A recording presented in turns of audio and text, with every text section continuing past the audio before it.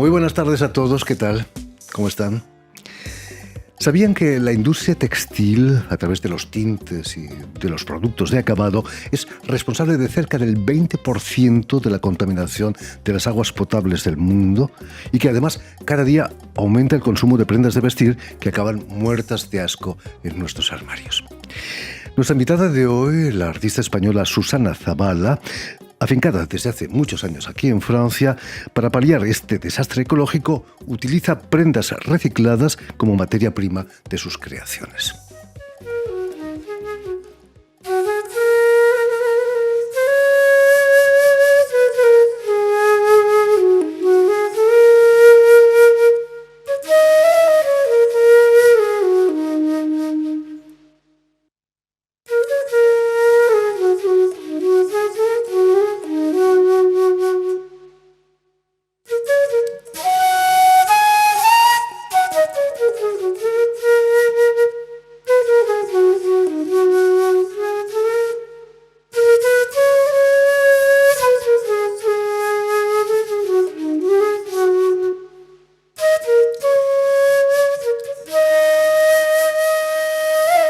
Muy buenas tardes, Susana. Hola, Jordi. Bienvenida a Radio Francia Internacional. Gracias por la invitación. Un placer tenerte aquí. Cuéntanos, tu amor por la materia textil te viene de lejos, ¿no? De tu infancia. Eres hija de una familia muy numerosa, ¿no? Sí, éramos 9 hermanos. 9. Y mi madre, bueno, aunque su oficio no era la costura, sí que tenía muy buen gusto y le gustaba llevarnos a todos muy bien.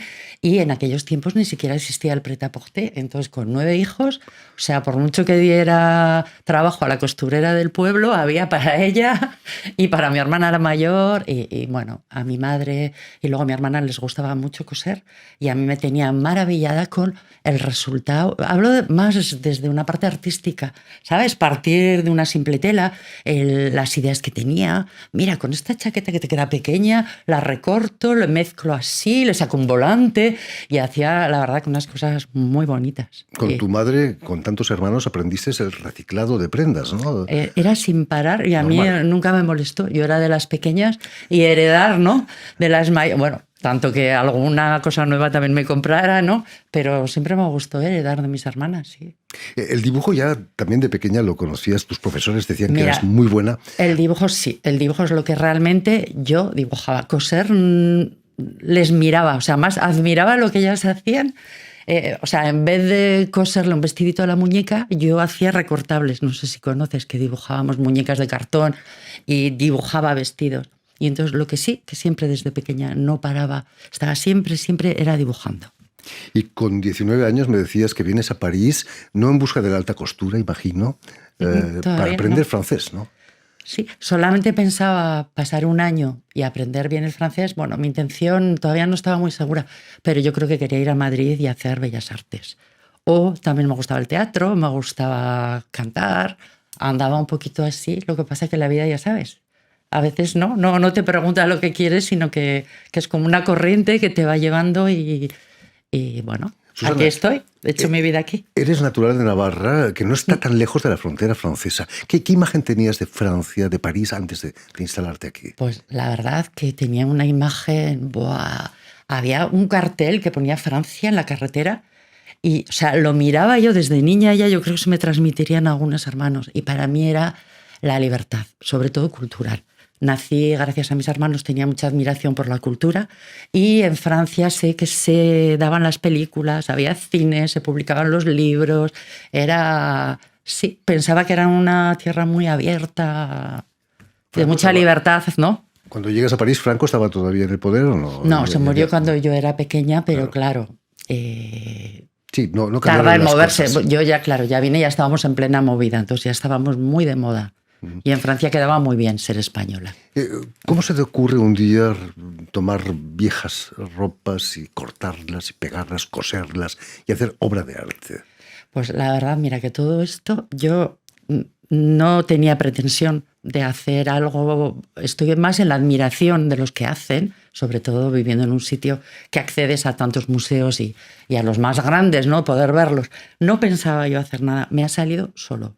Fue un día, Te lo cuento, o sea, iba a ir a una cena y me iba a poner una blusita que tenía con encajes y así como un poquito compleja, de mezclas, y veo que tenía un descosido.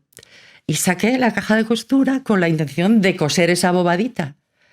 Y en lugar de coger la aguja, mis manos cogieron la tijera y una blusa que era buena, de precio también, y empecé a recortarla tranquilamente, no me digas cómo, de una forma muy zen, y recorté toda la camisa, hice pedacitos y ahí amontoné un montón de cosas que al día siguiente retomé y me puse a jugar como un puzzle y de repente digo, hola, esto me lo pasé muy bien.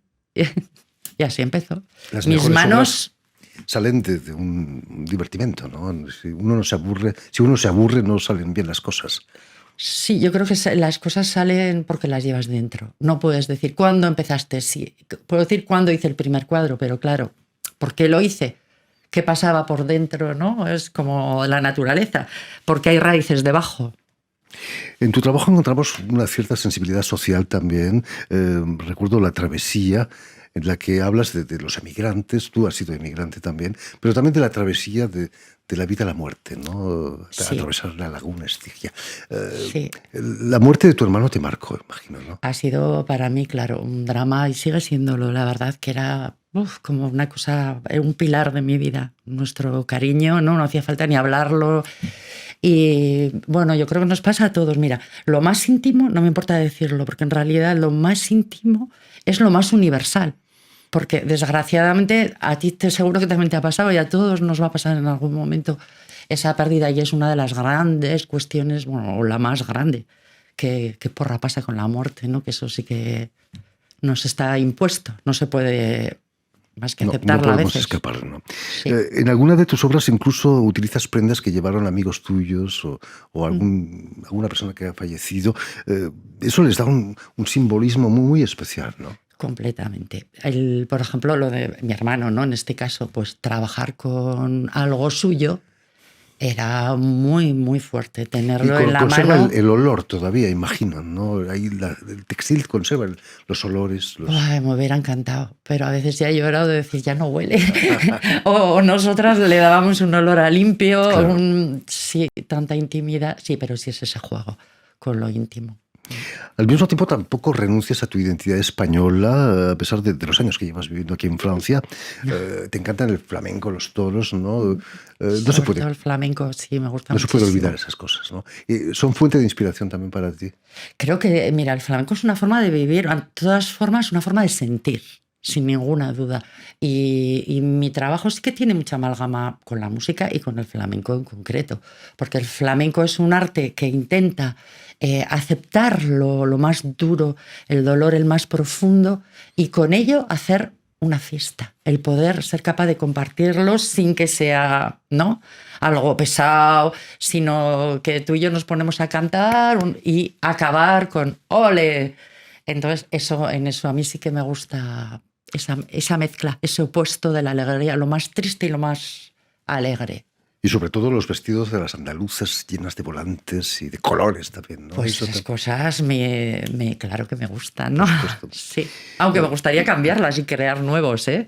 Hay que romperse la camisa para llegar a algo en la vida, como dicen los flamencos, que tú has citado alguna vez. Pues desde luego, si trabajas en el arte, sin duda alguna. Si no te rompes la camisa, si no lo das todo, te vas a quedar superficial. Yo creo que sí, hay que arriesgarse. Hay que arriesgarse, sí. Hay que saltar. Tus obras se pueden catalogar como abstractas, expresionistas quizás también. ¿Te molesta que te llamen, que te encasillen en el arte povera? Que me encasillen me parece que no corresponde. Porque desde luego que hay arte povera. Si estoy hablando de la basura, entre comillas, porque es ropa que ya no sirve. Si no, no la quiero. Además, yo quiero usar cosas que ya no sirvan. Pero sería limitarme, y hay cosas en el arte povera que tampoco me corresponden y muchas cosas en mi arte que el arte povera no define. ¿Crees en el duende? Hablando de flamenco. Hombre, por supuesto que creo. Creo que, a ver, el duende es algo, desde siempre intentamos definirlo. Y yo lo noto como algo muy reconocible. Quiere decir, el duende es cuando tú te sorprendes a ti mismo. Es una magia que te hace ser más de lo que tú mismo crees que eres, o no. Y ese plus que te sobresale en un momento, esa magia, es el duende, ¿no? El ángel, que dicen, el ángel. En este programa lo perseguimos todos los días buscando un Muy poco bien. el duende. No siempre lo encontramos, pero hoy sí parece que lo tenemos. Pero volvamos a la exposición en la que participas, que inauguras el próximo 13 de septiembre en la Galería Montparnasse, aquí en París, cerca del barrio de Montparnasse, con el título de Devociones Imaginarias. En el fondo las devociones son todas imaginarias, ¿no? Pues sí, puesto que no hay prueba, ¿verdad? No tenemos prueba, pero existe puesto que el ser humano las necesita y las tiene. Entonces, a partir de ahí, creas o no creas, yo no tengo respuesta científica, pero lo que está claro es que el ser humano necesita. A veces, ¿no? Cara a la muerte, cara a cantidad de cosas que te dan miedo, necesitas eso es tan viejo como el ser humano, ¿no? Que hablábamos antes, sí, de que el dios sol, o sea, desde siempre se busca una explicación y como una ayuda superior. Quizás los problemas de nuestra sociedad vienen de esa ausencia de devociones. Ahora se están perdiendo esas devociones. Sí, mira, yo en un momento he querido ser muy racional, que no sé por qué, porque no soy científica. Y sí, y como queriendo decir esto sí, esto no, pero no, el ser humano necesita. En esa exposición presentas dos retablos, enormes retablos, Blue Madonna y Oda al Sol. Ya el formato de retablo tiene una connotación muy religiosa, ¿no? Claro, muy española también. Es que soy española, vengo de una familia católica y claro, quieras que no, cuando es tu cultura, te ha constituido con lo que tú eres y forma parte de tu imaginario. Bueno, yo de niña, mi madre la verdad que decía unas cosas muy bonitas y yo tuve fe de niña. Entonces, me vino muy natural lo del retablo, me gustó el revisitarlo de una forma actual, pero la idea de ir componiendo, ¿no? Historias que sean cada una autónoma para hacer un todo, me gustó mucho la idea. Haces una Blue Madonna, pero esa Oda al Sol, en muchos países latinoamericanos el sol tiene un rango de deidad, ¿no? De Dios. Exacto, por eso hice la Oda al Sol. Y también porque en estos tiempos, la verdad que son muy duros. O sea, no hace falta decir que soy pesimista, no paramos, ¿no? de ver cambios y cosas que dan mucho miedo todos los días. Entonces, el pensar al sol, como desde el origen el ser humano se dirigió al sol, eso es lo que dices, ¿no? Los incas y el pedir la energía del calor del sol, la energía del sol, me parecía como algo básico que podía simbolizar una devoción, ¿no? General. Yo lo hago más como metáfora todo que como ciencia, a ver. Sobre todo aquí en París, que el sol durante los meses de invierno ya no se ve todos los días, por su ausencia, como sí. dicen. En fin, pues ya lo saben, tienen una cita en la Galería Montparnasse, aquí en París, para la exposición que se inaugura el 13 de septiembre, Devociones Imaginarias, en la que presenta su obra Susana Zabala. Muchísimas gracias, Susana, por haber estado con nosotros. Muchas gracias a ti por Mucho éxito. Tu interés. Muchísimas gracias por su atención y les damos cita para una nueva edición de El Invitado de Radio Francia Internacional.